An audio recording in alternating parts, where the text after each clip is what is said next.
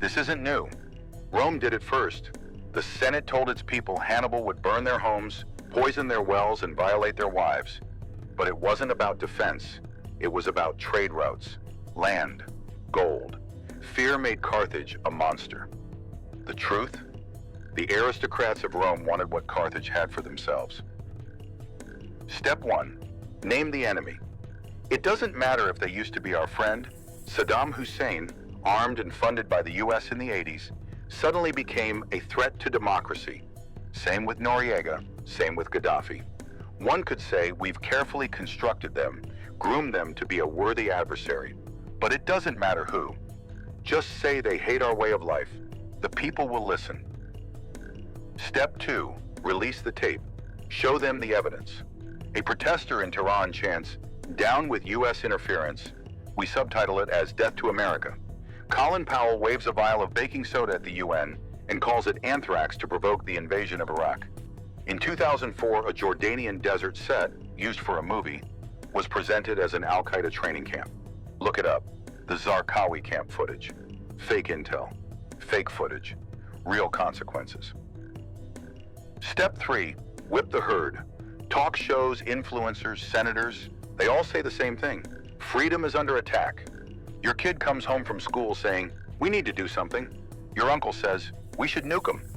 No one asked where the footage came from, only where to send the bombs.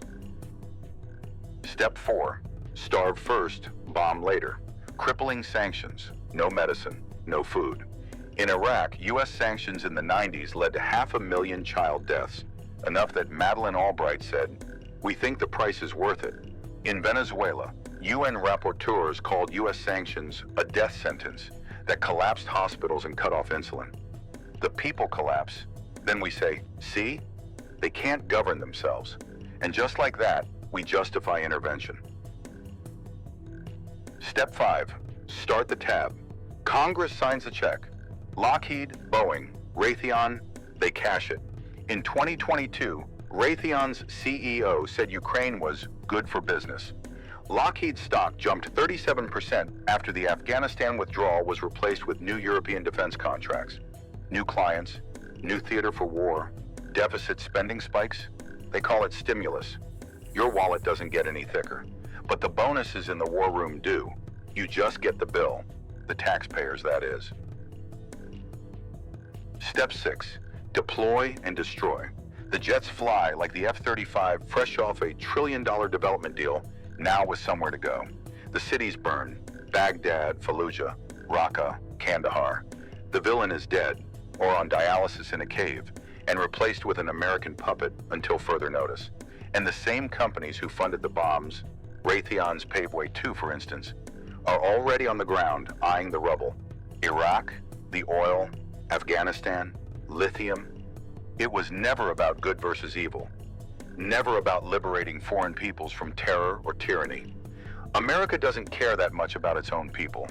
Why would it care about theirs? It's about taking their valuable resources and justifying it all with Christian morals. And when the loot is collected and inventoried, they sell it back to you with an import tax stacked high, so Uncle Sam can start paying off his war debt to the same friends we've mentioned before. You know them: Lockheed, Raytheon, Boeing, key players in the military-industrial complex. Step 7. Profit, pivot, repeat. Take one last piss on the burning rubble.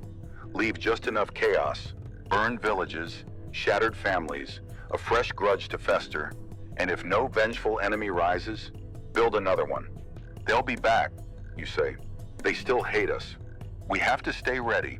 And in the meantime, draft the blueprints for the next sci-fi monster built for war, the next defense contract, the next sleek ride for Uncle Sam to park on someone else's doorstep. Something hypersonic. I don't know.